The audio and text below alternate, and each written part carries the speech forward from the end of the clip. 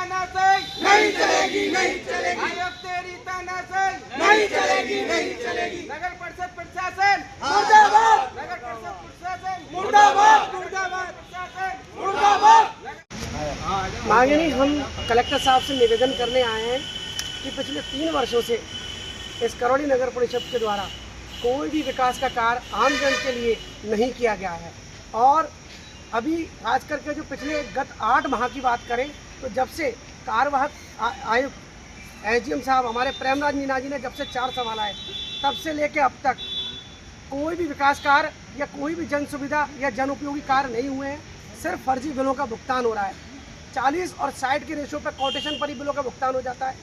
पार्षदों को जो उनका कार्यकाल दिसंबर में पूरा हो चुका है उनको आज तक भुगतान नहीं हुआ उनके मानदेय का।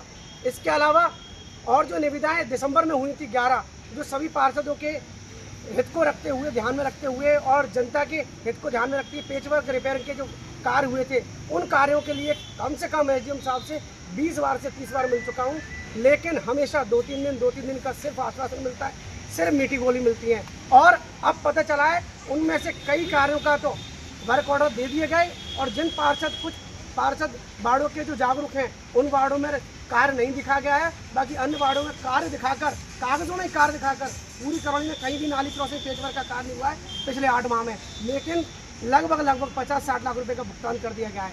लाइटें खरीदने के नाम पे पूरा शहर दीपावली पर भी अंधेरे में था, पिछली दीपावली पर भी अंधेरे में था और अब भी अंधेरे में है, लेकिन लाइट के नाम पर 65-60 हज़ार रुपये का तो महीने का मेंटेनेंस का बिल उठा लिए जाते हैं। इसके अलावा जो लाइट की रोशनी व्यवस्था के लिए लाइटों के 95 लाख का टेंडर किया उसका भी पता नहीं चला।